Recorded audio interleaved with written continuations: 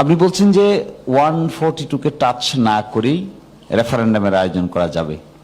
তো আমরা যে জুলাই সনদের মধ্যে সংবিধানের প্রস্তাবনায় কিছু পরিবর্তনের কথা বলছি, তো সেটা কি জুলাই সনদের অন্তর্ভুক্ত হলে সেখানে 142 টাচ হয়ে যাচ্ছে না? এখানে আমি ব্যারিস্টার সাহেব একটু শেকায়েত করি।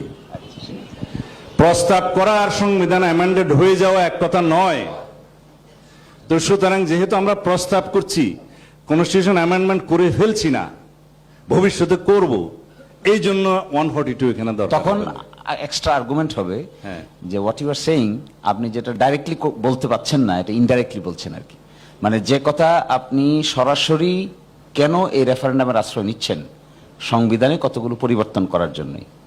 এখন যদি এসে বলি আমরা যে প্রস্তাব নিচ্ছি, কিন্তু প্রস্তাবটা কি সেইখানে তো মেরিটে টাচ করতেছে। প্রস্তাব তো ভ্যাকুয়ামে নাই, প্রস্তাব তো আমরা জানি। প্রস্তাব একটু ইন্টারভিউ করি, তাহলে কি হবে? What cannot be done directly? আমরা জনগণের কাছে প্রস্তাব করছি যে সংবিধানের এই সমস্ত বিষয়গুলো, যেটা মৌলিক বিষয়গুলো টাচ করবে, সেগুলো পরিবর্তন করতে চাই। সেটা পরিবর্তন হয়নি তো যে আমাকে 142 দিতে হবে। জনগণ যখন এটার পক্ষে রায় দিবে যে আমরা এটা পরিবর্তন করব, সেটা কি পরিবর্তন করব ওই সমস্ত আর্টিকেলগুলো, তখন তো আমাকে আবার একটা রেফারেন্ডামে যেতে হবে 142 অনুসারে। আমি তো সেটা বলেই দিয়েছি আগে। এটাই তো বলছি আপনাকে। তাহলে তো কি হচ্ছে, প্রথম যে অপশনটা আমরা অ্যাপ্লাই করতেছি, এটার ভিতরে তো কনস্টিটিউশনের প্রস্তাবনা। আচ্ছা, আমি তাহলে 142 অ্যাভয়েড করব কি করে? না, 142 তারপরে আবার হবে। শিশির মানে যখন কনস্টিটিউশনটা আমরা অ্যামেন্ডমেন্ট করে ফেলবো, তখন তো 142 তে যেতেই হবে, সেই লেজিটিমেসিটা ওখানে আসবে। এখন আমরা করছি প্রস্তাব, প্রস্তাবের জন্য একটা গণভোট হচ্ছে। গণভোটে জনগণ বলবে যে হ্যাঁ আপনারা এটা করবেন, করার পরে আমাকে আবার 142 অ্যাপ্লাই করতে হবে, বিকজ প্রিয়াম্বল সহ অন্যান্য আর্টিকেলগুলোর ক্ষেত্রে আমরা হাত দিচ্ছি। আচ্ছা, সেটা ক্লিয়ার।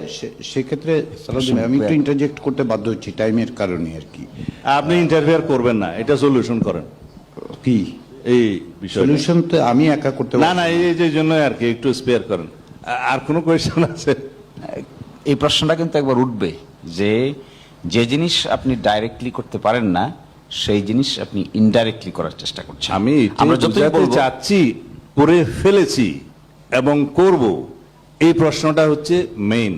যেহেতু করার জন্য জনগণ অনুমোদন দিচ্ছে, করার পরে আবার 142 যেতে হবে, সেই মৌলিক বিষয়গুলো যেহেতু আমরা টাচ করছি। তাহলে তো এই প্রশ্ন দাঁড়াবে, এই শুধু করব এইটার উপর রেফারেন্ডাম নিতে চাচ্ছেন কেন? এক ধরনের জনগণ পক্ষে আছে কিনা এই সাংবিধানিক সংস্কারগুলোর পক্ষে, যেহেতু এটা একটা বাধ্যবাধকতা সৃষ্টি করবে, জনগণের রায় অনুসারে সেই পার্লামেন্টকে একটা বাধ্যবাধকতা সৃষ্টি করবে, সংসদ সদস্যগুলোকে বাধ্যবাধকতা সৃষ্টি করবে, যেহেতু আর্টিকেল 7 অনুসারে জনগণ ইজ মানে সুপ্রিম পাওয়ারফুল, মানে সুভারেন অথরিটির মালিক। তো সুতরাং ওর প্রেক্ষিতে, তাদের অনুমতির প্রেক্ষিতে আমরা কনস্টিটিউশনটা গ্রহণ করলাম, এবং সেটা গ্রহণ করার পরে আবার 142 আসবে, এই জন্য যে আমরা মৌলিক বিষয়গুলোকে টাচ করছি, ইনক্লুডিং প্রিয়াম্বল। এইটাই হচ্ছে আমার বক্তব্য। এরপরেও আমি পরিষদের কনসেনসাস কমিশনের নলেজের জন্য বলছি, এরপরেও আমাদেরকে গভর্নমেন্টের সমস্ত এই গৃহীত অর্ডিন্যান্স সহ সকল কিছুর জন্য বৈধতা দিতে হবে, লেজিটিমেসি দিতে হবে চতুর্থ তফসিলে। সুতরাং এটা নিয়ে ভবিষ্যতে আর কোনো প্রশ্ন আসবে না।